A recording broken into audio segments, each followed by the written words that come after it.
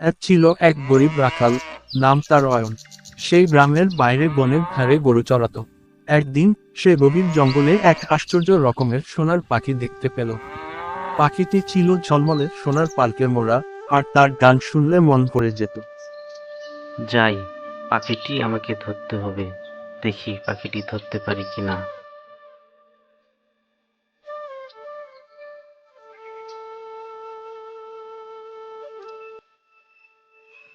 আমাকে ধরো না, বরং আমাকে অনুসরণ করো।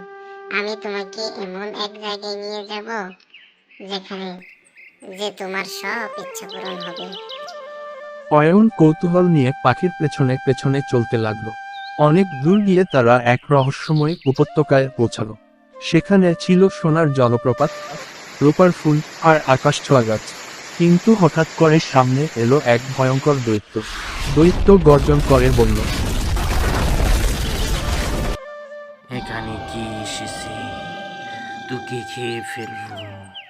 এই উপত্যকায় কেউ ঢুকতে পারে না। হা হা হা হা হা। তুমি ভয় পেয়ে না, সাহস দেখাও, তাহলে এই দৈত্যকে তুমি মারতে পারবে। মারো ওকে, মারো। ওকে, ঠিক আছে, ওকে আমি মারতেছি, তুমি ওয়েট করো। অয়ন ধীরে ধীরে দৈত্যের কাছে গিয়ে চতুরতার সঙ্গে তার বাঁকানের দুলটি খুলে নিল। সঙ্গে সঙ্গে দৈত্য ধোঁয়ার মতো উড়ে গেল।